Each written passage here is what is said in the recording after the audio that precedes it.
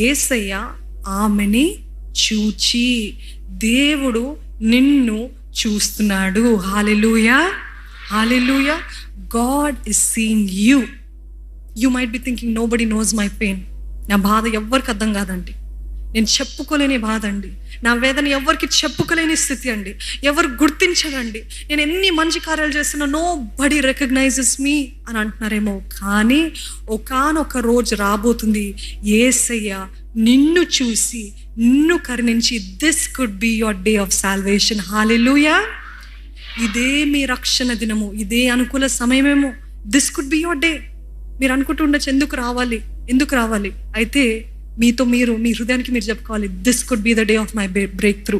This could be the day that God will intervene. This could be the day of my miracle. This could be the day that God will exalt me. This could be the day that I will be healed. This could be the day that God will open my womb. You never know. ఎందుకంటే మీరు ఖచ్చితంగా కన్సిస్టెంట్గా దేవుని ఆలయానికి వస్తూ భక్తిని, పరిశుద్ధతను, ప్రార్థనని ఇవన్నీ చేస్తూ కాపాడుకుంటూ వస్తున్నట్లయితే యేసయ్య ఒకానొక రోజు చూసి కరుణించి ఆశ్చర్య కార్యాలు చేసే దేవుడు అండి. హల్లెలూయా.